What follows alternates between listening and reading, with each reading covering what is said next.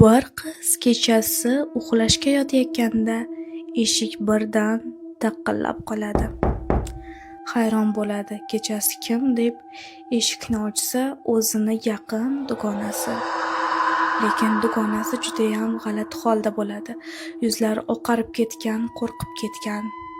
Nima bo'ldi deb so'rasa, u uxlashga qo'rqayotganini, uning yonida bo'lishni xohlayotganini aytadi.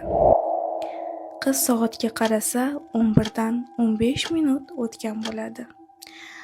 Ular ozgina suhbatlashib uxlashga yotishadi va sahar qizga qo'ng'iroq bo'ladi.